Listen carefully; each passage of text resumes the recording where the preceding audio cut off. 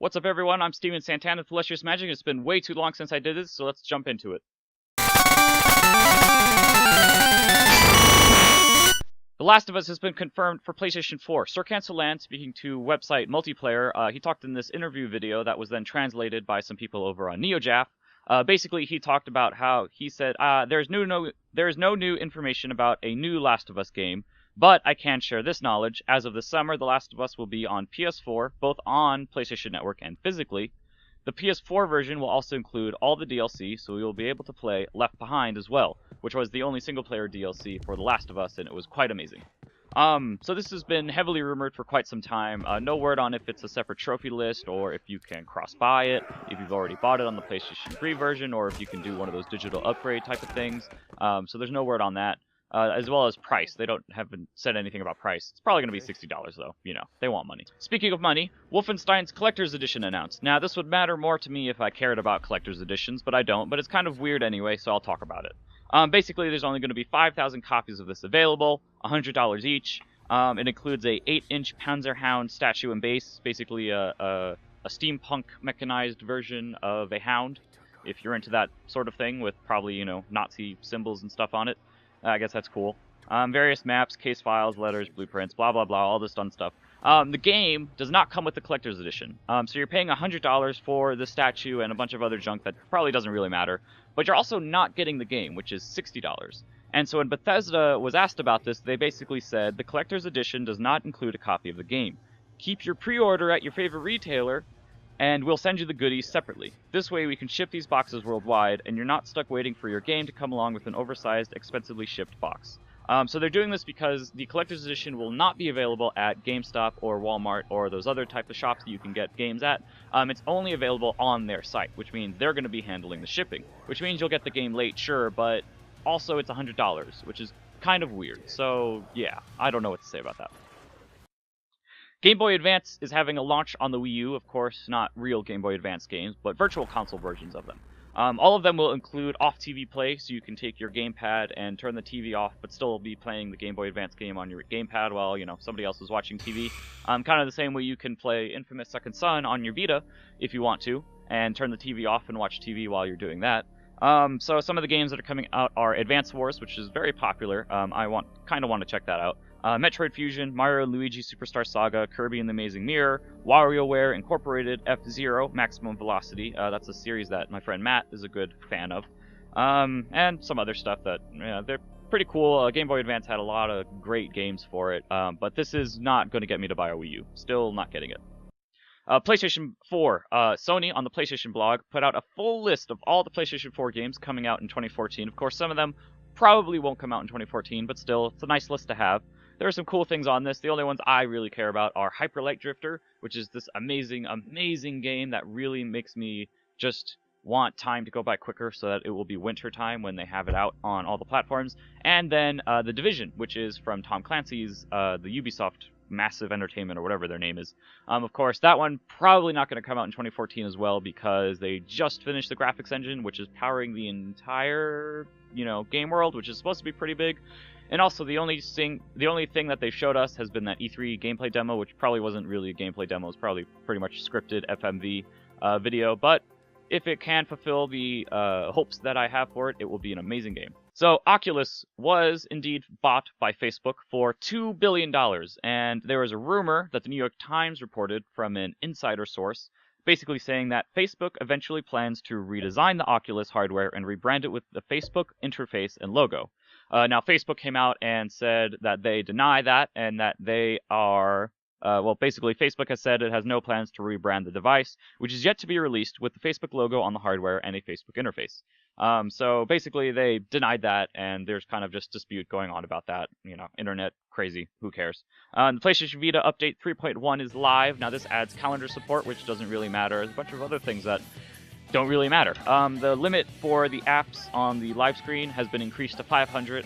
So, if you've had 100 apps on your Vita screen and for some reason you felt the need to have more, you now can do that. Great. Other than that, they still haven't fixed how YouTube constantly breaks whenever I try to go to my Watch Later playlist. It constantly just kicks me out of the thing and says the application has become corrupted or whatever. It's very annoying, and they still have not fixed that. layoffs hit Evolution, SCE London, and Guerrilla Cambridge. Basically, Sony put out a statement saying that, as the end of the financial year occurs, we look back at all of our worldwide studios and we figure out how best to make them work efficiently. So, a bunch of financial mumbo-jumbo. Basically, SCE London put out the Playroom for the PlayStation 4, which might be unexpectedly popular because of the demand and lack of supply for the PlayStation camera, which has kind of been talked about on other gaming sites. Guerrilla Cambridge, of course, they recently worked on Killzone Mercenary on the Vita, which is rumored to have sold only about 300,000 copies, so it's not that big of a success as a Killzone game should be. And then the most puzzling one is Evolution Studios, because they're the ones who are working on Drive Club, which recently went back to the drawing board apparently so that they could redo it and basically give us a quality product. That one's the most confusing one because Evolution is still working on a game which was supposed to have come out when the PlayStation 4 launched. For some reason, they're having layoffs now. Who knows? Speaking of layoffs, Seth Killian departed Sony Santa Monica in December. He departed them in December, but apparently it only became public knowledge recently, in the past few days, talking about this. So Seth Killian, he was basically a Street Fighter master, and he's also one of the co-founders of the EVO Championship, which is basically for all the people who love fighting games. You know what that is. Now, he worked on PlayStation All-Stars Battle Royale with Superbot Entertainment. After that happened, Sony was probably unhappy with how PlayStation All-Stars Battle Royale performed and broke off relationship with Superbot Entertainment, who are now doing their own thing. Seth Killian, though, he was at Sony Santa Monica, and Sony Santa Monica works very closely with a bunch of indie developers, and apparently he was so inspired by these indie developers that he went on to now apparently create his own development studio, so he can create his own games. So that's pretty cool. Now, Oculus Rift version of Minecraft has been canceled. Due to Facebook buying out Oculus, Notch basically said that Facebook creeps me out. He said that in a tweet, I believe. He went on to further explain his position in a post on his blog or whatever. Basically said that Facebook is not a game tech company. Facebook has a history of caring about building user numbers and nothing but building user numbers. So basically, he's saying that Facebook is basically a money-hungering, lumbering giant of social media, and that he doesn't want to be involved with them in any way. So he is not going to be putting Minecraft on the Oculus. Now, there is a mod that already kind of puts Minecraft on the Oculus, but it's not an official sort of thing, so it's not as perfect as it could be.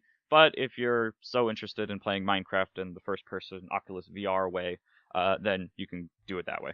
The PlayStation Store was updated. The only important information coming from this is that Fez is now available on all PlayStation platforms, and it is cross-buy for the PlayStation 3, the PlayStation Vita, and the PlayStation 4. I've been playing it on my Vita, and it is such an amazing, cute, little, beautiful game that I love.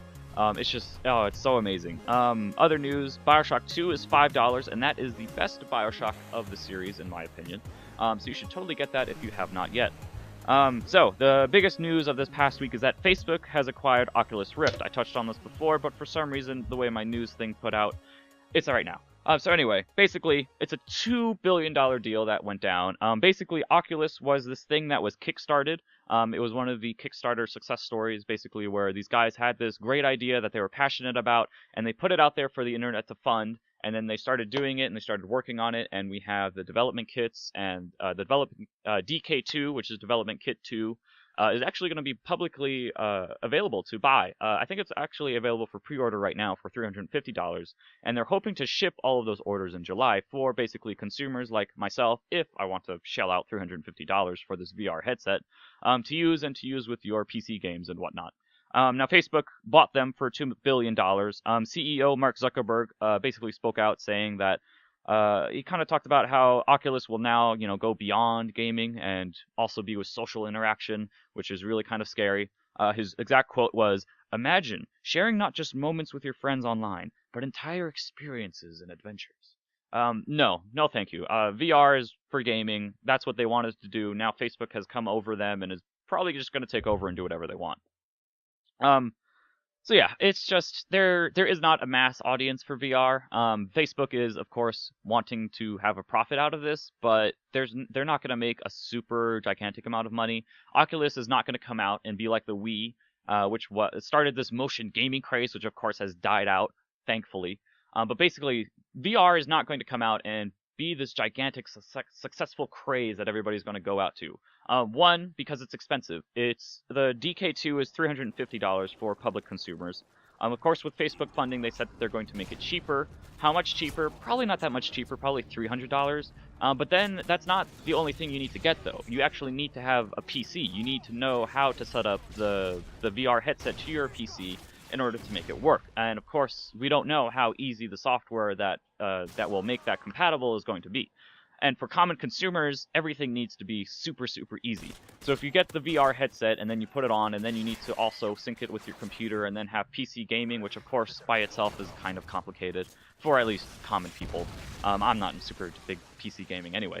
But it's just I can't see it becoming this big gigantic thing. I think it could steadily grow to where people become more and more interested in it over time. But it's not going to be this thing that comes out and makes $1 million on day one. I don't think it's going to happen. I don't think it's going to be anywhere near that. So the Facebook acquisition kind of puts a sour taste in my mouth, especially because I've avoided Facebook forever. I don't have a Facebook account. That thing became super popular in like 2009, I think, where it was consuming everybody's life. And I'm like, nope, no thank you. Get out of here. I'm going to not have that. It's also funny because now it's kind of on the downward. Also, Facebook apparently acquired this app called WhatsApp for $16 billion. I never heard of WhatsApp. For some reason, I kind of consider myself tech savvy, but I've never heard of that thing before, and they bought it for $16 billion. So I just don't know. So also, you can have a Kickstarter that gets bought out by a company, and the people who supported you on that Kickstarter probably get none of that money at all. Actually, no, they don't get any of that money.